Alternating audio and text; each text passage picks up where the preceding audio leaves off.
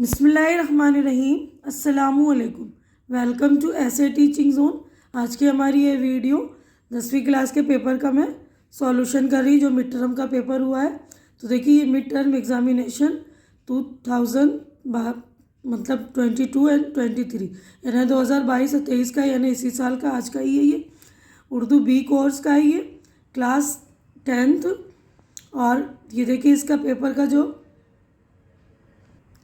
M set है और maximum marks 80 है और टाइम जो है 3 आवर्स यानी 3 घंटे। तो आम हिदायत जो है इंस्ट्रक्शन है, सवालनामे में कुल 14 सवाल आते हैं और सभी सवालात लाजमी हैं। हर सवाल का नंबर इसके सामने दर्ज है यानी लिखा हुआ है। जवाब तहरीर करते वक्त खुशखत और सफाई का ख़ास ख्याल रखें। जवाब तहरीर करते वक्त इसका दुरुस्त सवाल नंबर ज़रूर दर्ज करें, यानी तहरीर करते वक्त यानी लिखते वक्त और दर्ज करें यानी लिखें। दर्ज झेल गैर नसरी यानी जो हमारे सिलेबस का नहीं है। इक़्तिबास को गौर से पढ़िए, इसमें दिए गए सवालों के मुतबादिल जवाबात में से सही जवाब तलाश करके लिखिए। मुतबादिल यानी ऑप्शन जो दिए गए 4 MCQs हैं ये। तो 5 नंबर का एक सवाल है, 1 नंबर का है, 5 के 5 नंबर है। गैर दरसी इक़्तिबास यानी हमारे जो सिलेबस का पैराग्राफ नहीं है ये। मैंने कृष्णचंद्र के अफसाने में कृष्णचंद्र के अफसाने मुख्तलिफ रिसालों में पढ़े थे। इन दिनों वो उभरते हुए अफसाना निगार थे। दिल्ली रेडियो पर मुलाजिम होकर आए थे। पितरस बुखारी का ज़माना था, वो रेडियो के आला अफसर थे। इनके छोटे भाई ZA बुखारी भी रेडियो से मुताल्लिक थे। इन दोनों का इस महकमा पर इतना असर था कि ब्रिटिश ब्रॉडकास्टिंग कॉरपोरेशन की जगह लोग इसे बुखारी ब्रदर्स कॉरपोरेशन कहा करते थे। इनके ज़माने में सभी अच्छे लिखने वाले रेडियो पर आ गए, ख़ास तौर पर पंजाब के लिखने वाले। इनमें गवर्नमेंट कॉलेज लाहौर के लड़कों को तरजीह दी जाती थी, यानी इनको प्रेफर किया जाता था। अब पहला सवाल है, दर्ज बाला इक़्तिबास के मुसन्निफ़ ने कृष्णचंद्र के अफसाने कहाँ पढ़े थे? तो देखिए 4 है, इसमें सही है मुख्तलिफ रिसालों में, ये पढ़ा है ना मुख्तलिफ रिसालों में। तो अगला क्वेश्चन है हमारा सवाल नंबर 2, कृष्णचंद्र किसके ज़माने में दिल्ली रेडियो पर मुलाजिम होकर आए? तो पितरस बुखारी के ज़माने में। रेडियो के आला अफसर कौन थे? तो रेडियो के आला अफसर कौन थे? पितरस बुखारी।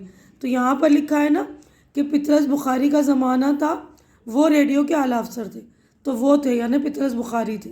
तो बिल्कुल यहाँ पे कंफ्यूज नहीं होइएगा। अब नेक्स्ट पेज पर चलते, देखिए हमारा पेज नंबर 1 कंप्लीट हो गया है। चौथा क्वेश्चन है, पितरस बुखारी और ZA बुखारी का आपस में क्या रिश्ता था? तो ना दोनों भाई थे ना, लिखा है ना उसके छोटे भाई। तो नेक्स्ट क्वेश्चन है, इस ज़माने में रेडियो पर किसको तरजीह दी जाती थी? गवर्नमेंट कॉलेज लाहौर के तलबा को। अब नेक्स्ट है दर्ज। तो देखिए अगला क्वेश्चन नंबर 2 है हमारा, दर्ज झेल गैर दरसी शहरी हिस्से को गौर से पढ़िए। यानी हमारे सिलेबस का ये भी नहीं है शहरी हिस्सा।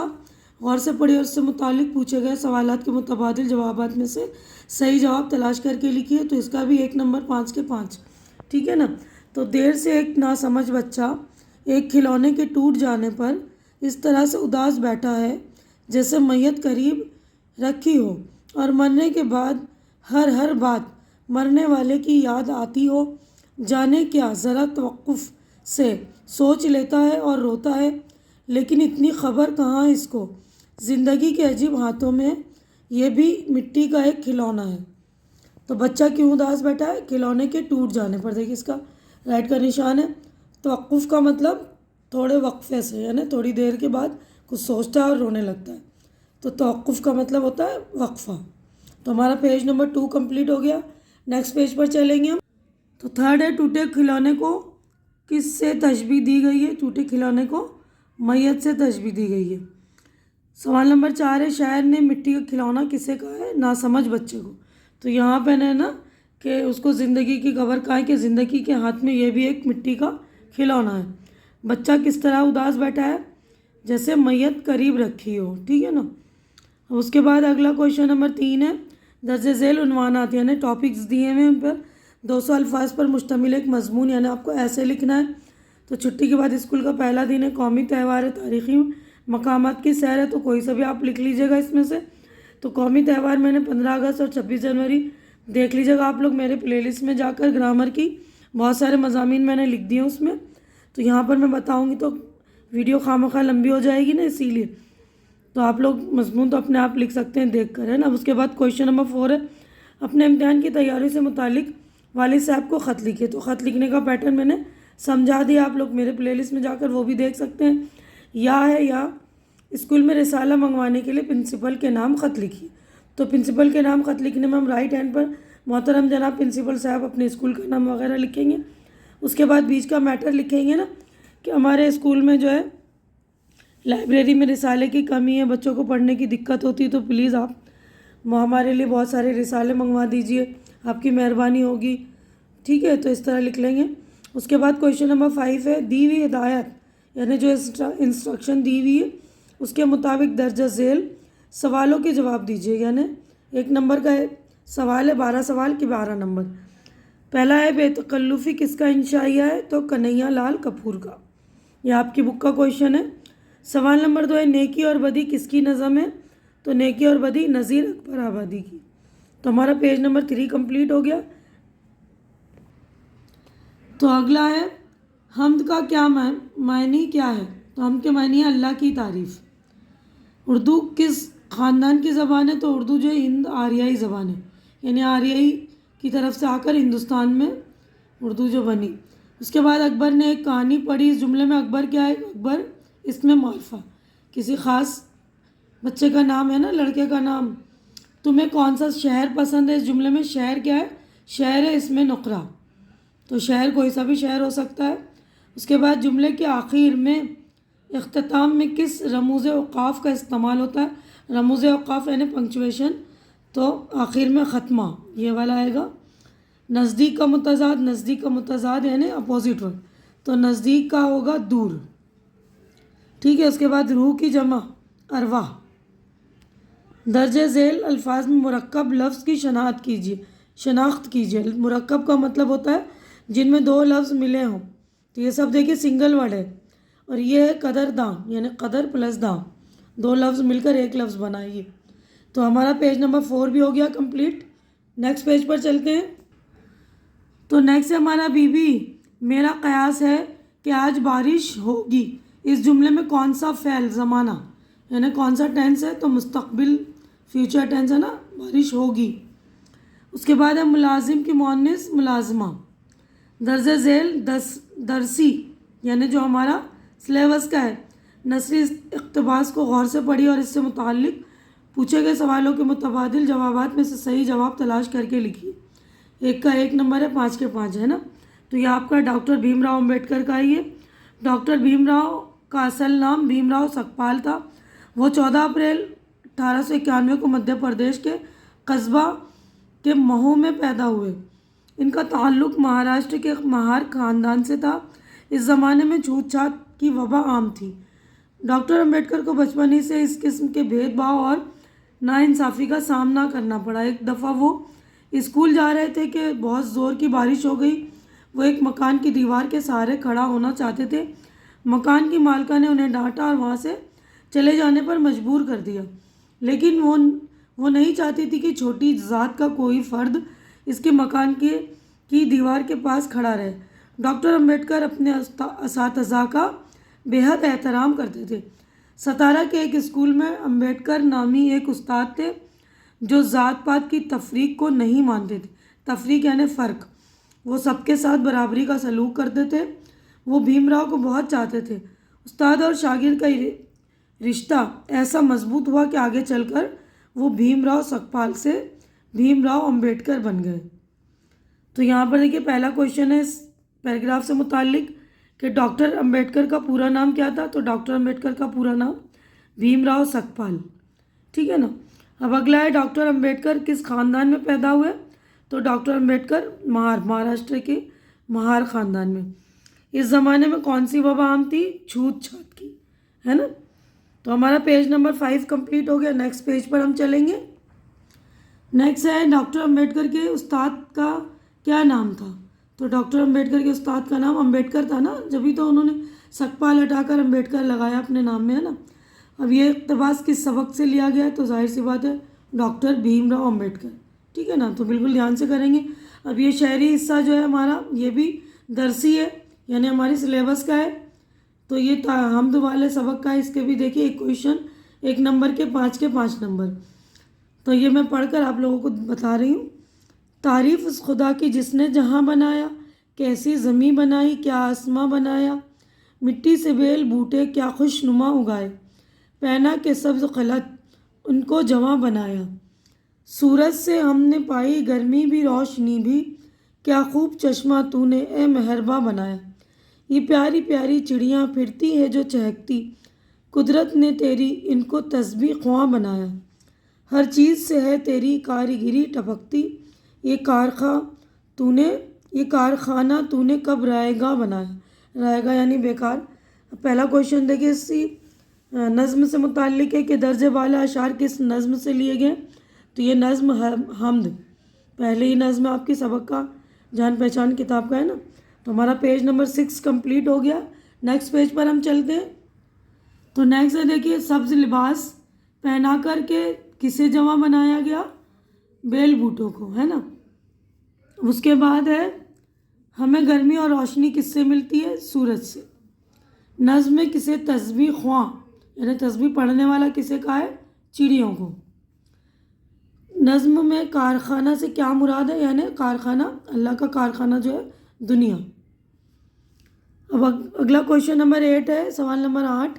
नीचे लिखे हुए लफ्ज़ों की मदद से मिसरे मुकम्मल कीजिए, यानी आपको खाली जगह पूरी करनी भरनी है, फिल इन द ब्लैंक्स है। तो ये आन, एहसान, नान, मान, तो इसके ऊपर मैंने नंबर लिख दिए। पहला है जो और किसी का मान रखे तो फिर इसको भी मान मिले, यहाँ पे मान आएगा। सेकंड में जो पान खिलावे पान मिले, जो रोटी दे उसको रोटी दे तो नान मिले। सेकंड में देखिए ये आएगा नान। नुकसान करे नुकसान मिले, एहसान करे एहसान मिले, थर्ड में एहसान। फोर्थ में आएगा जो जैसा जिसके साथ करे फिर वैसा इसको आन मिले। तो ये पूरी उल्टी की तरफ से देखिए, पहला, दूसरा, तीसरा, चौथा, बहुत ही आसान आपका ये जो है पेपर है। अब अगला है क्वेश्चन नंबर 9। दी हुई हिदायत के मुताबिक दर्ज झेल सवालों के जवाब लिखिए, यानी जो हिदायत दी हुई, इंस्ट्रक्शन दिए हुए। पहला है दर्ज झेल अल्फाज में सिर्फ 2 को जुमलों में इस्तेमाल कीजिए। तो 2 को जुमलों में इस्तेमाल करना, इकलौता असलम अपने वालिदैन का इकलौता बच्चा है, या ये लिख सकते हैं हम कि इकलौता बच्चा होने पर बहुत लाड प्यार मिलता है। मुलाजमीन, तनख्वाह न मिलने पर फैक्ट्री के मुलाजमीन ने हड़ताल की। पालनहार, खुदा हम सबका पालनहार है, ठीक है। इसके अलावा भी आप कोई और से भी सेंटेंस बना सकते हैं। तो हमारा पेज नंबर 7 कंप्लीट हो गया। अब नेक्स्ट पेज पर हम चलेंगे। अब नेक्स्ट क्वेश्चन है देखिए, दर्ज झेल मुहावरों में से सिर्फ 2 को जुमलों में इस्तेमाल करना। ये मुहावरे, इनके सिर्फ 2 के जुमले बनाने। तो पहला है खोपड़ी में ना समाना, यानी समझ में ना आना। बेवकूफ़ आदमी को कितना ही समझाओ उसकी बात खोपड़ी में नहीं समाती।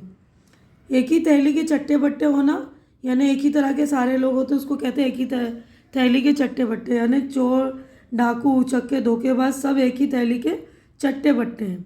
भेस बदलना, तो हज़रत अली रज़ी अल्लाह अन्हु भेस बदल कर अपनी रियाया की देखभाल करते थे। या ये भी लिख सकते हैं भेस बदलने के लिए, भेस बदल कर हम किसी को धोखा दे सकते हैं कुछ देर के लिए, लेकिन हमेशा के लिए नहीं। तो ये तीनों जो है आपके एक ही चैप्टर के हैं। उसके बाद जो है हमारा नेक्स्ट क्वेश्चन है, खुश साबिका लगाकर 2 मुरक्कब अल्फाज बनाइए। तो देखिए यहीं पर मैंने लिख दिया है खुश मिजाज, खुशनुमा। खुशनुमा देखिए आपके हमद वाले चैप्टर में भी आया हुआ है नज़म में। अगला है अंगेज़ लाहिका। लाहिका यानी बाद में लगता है और साबिका यानी पहले। तो देखिए 2 हैरत अंगेज़, दर्द अंगेज़।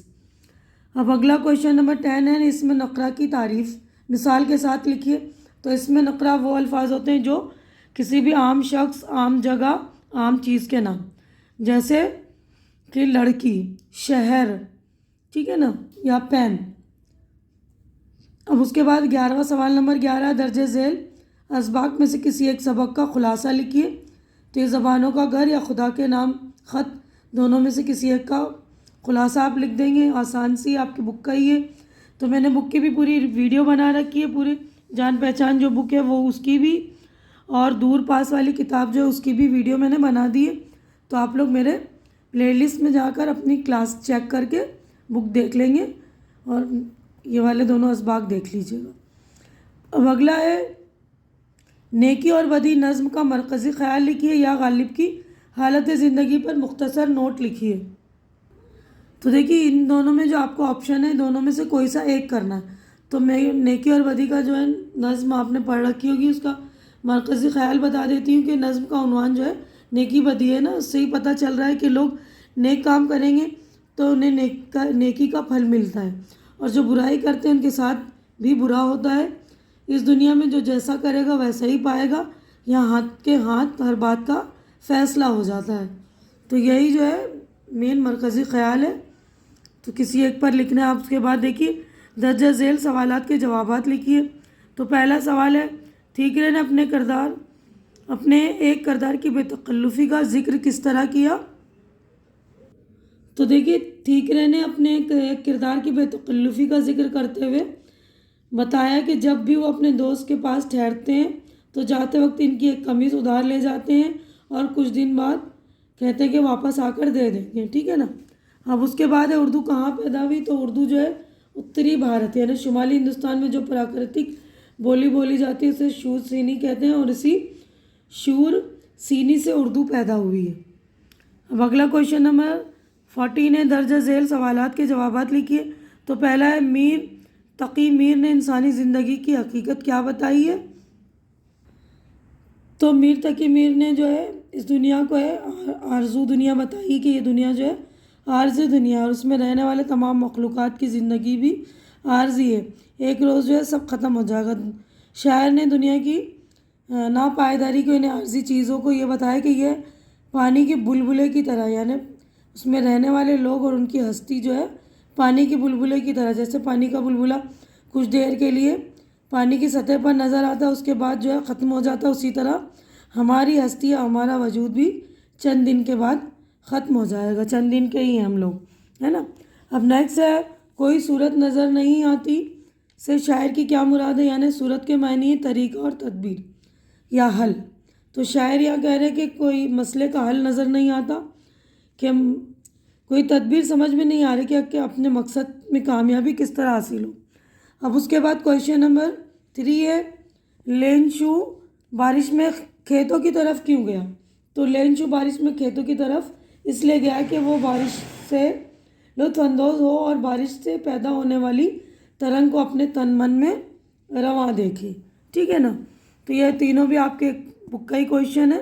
तो हमारा ये पेज नंबर देखिए 8 of 8 कंप्लीट हो गया, यानी 8 सफ़े हमारे कंप्लीट हो गया, हमारा पूरा मतलब पेपर भी कंप्लीट हो गया। मैं अपनी वीडियो यहीं पर मुकम्मल कर रही हूँ। उम्मीद करती कि जो कुछ मैंने आप लोगों को एक्सप्लेन किया अच्छी तरह समझ में आ गई होगी, मेरी वीडियो भी आप लोगों को अच्छी लग रही होगी और आप लोगों के लिए ये वीडियो मददगार साबित होगी।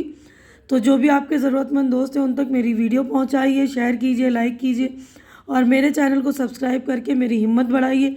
हमारी अगली मुलाकात इंशाअल्लाह नेक्स्ट वीडियो में होगी। तब तक के लिए आप लोग अपना ख्याल रखिए, मुझे दुआओं में याद रखिए। अल्लाह हाफिज़।